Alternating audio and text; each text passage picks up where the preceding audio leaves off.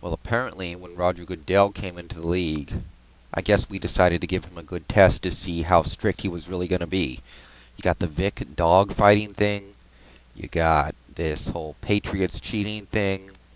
You have all those players getting suspended for so long. Chris Henry, Tank Johnson, Chris, Pac-Man Jones.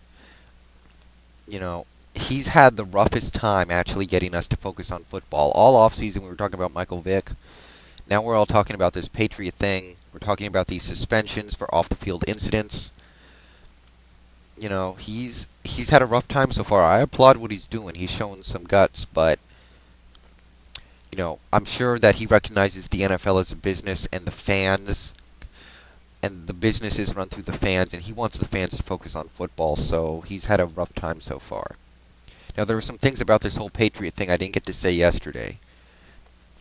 As for the potential punishment, I expect New England to lose a first-round pick. And that sounds crazy to some of you guys, but hear me out. A couple years ago, well, several years ago, the Pittsburgh Steelers were fined a third-round pick because they practiced in pads during a non-pad drill. A third-round pick. Now, and that was without Roger Goodell. With Roger Goodell, by that scale, it would have been a second-round pick, if you know what I mean, based on the punishments he's handed out so far. Now, if you look at this whole camera stealing signal thing, this is worse than wearing pads when you shouldn't be. That's why I expect it to be a first-rounder. Also, everyone expects New England to be a good team this year. I'm sure this is going to be factored in somehow. If you take away a third-rounder, that's practically a second-day pick because it's going to be right at the end of the first day. And it's, safe to assume that. So, if you take away that third-rounder pick, you're practically taking away a second-rounder. The Patriots don't care. You really think that they're going to be deterred from cheating in the future? I mean, if they cheated, actually we know they cheated against the Jets. They probably cheated in the past because it makes no sense to just start cheating in week 1 of the regular season against a team you know you're better than. And they're going to keep cheating in the future, theoretically, unless you punish them enough this time, the one time that you managed to catch them, to deter them from any such future endeavors. So, and I'd also say the same about a second-round pick. You take away a second-round pick, that's very close to a third-round pick. I don't think they're going to care very much about that. First-round picks in the NFL, no matter where you are, first overall or 32nd overall, they are gold. And if you take away one of those from them, they're not gonna forget it. And they have 2 this year, so maybe you take away both. That might be a little much. I think maybe just take away whichever one is higher, maybe. I think that would be fair. They worked hard to get those 2 first-round picks, and that work, if they see it go to waste, I think that'll teach them their lesson. I would forget about fines. I don't think money is too important to these guys. And I mean that in the sense of these guys are making millions. In the case of like Robert Kraft, hundreds of millions. If you're going to fine them a couple $1,000s, that's not going to do anything to them. You'd have to fine them several million to get a message through to them. So hitting them in the pocketbook, unless you're going to do it on a scale at this point unheard of, no, I don't believe that. Suspensions, maybe. I think you got to fire that camera guy first of all, get him out of there. But it has to go beyond that. Maybe you suspend Belichick for this game against San Diego. Maybe that's a bit too much. I don't know. Suspensions, that can really set a team back. I mean, if they don't have Bill Belichick against San Diego this upcoming week, that's a huge loss. And do you want to do that to them? Maybe you take him away for the second game this year against the Jets.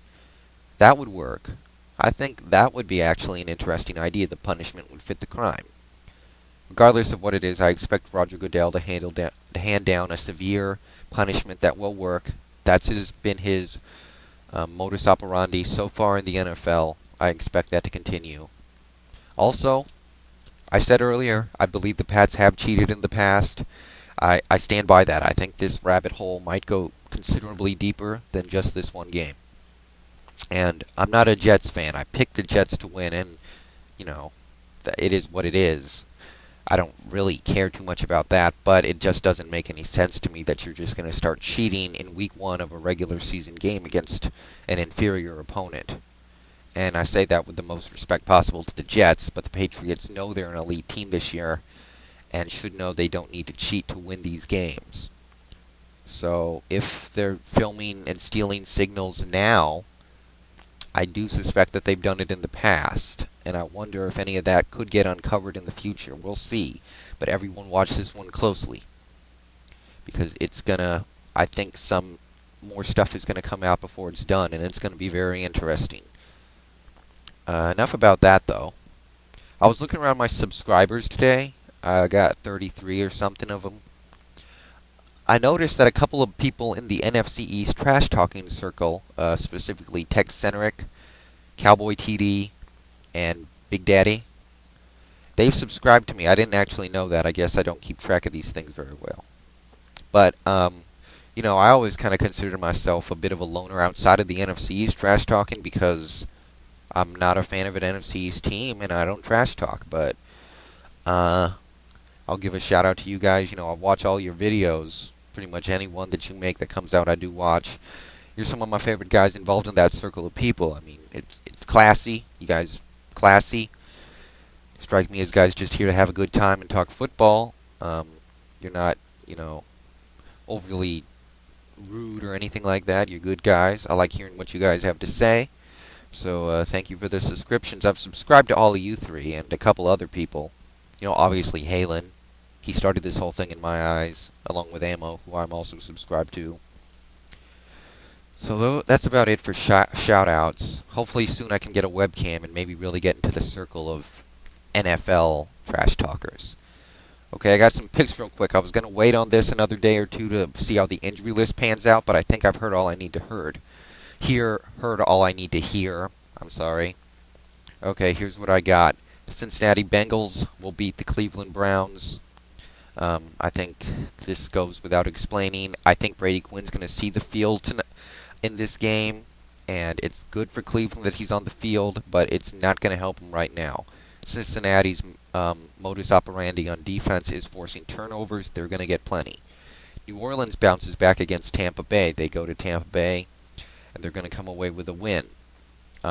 This is a dangerous trap game for them, though, but I think losing so badly to New Orleans last week will wake them up.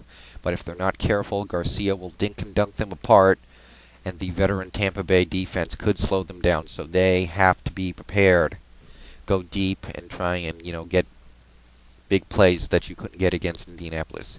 Jacksonville will beat Atlanta. Pretty confident on this. I don't believe in Atlanta at all. And I believe that Jacksonville running game will get back on track this week. Can't hold those good guys down forever. And the Jacksonville defense is, you know, very good, very fast, hits hard, very good against the run. I don't think Harrington's ready for it. We saw what he did against Minnesota. I think he's going to do even worse against the superior Jacksonville defense.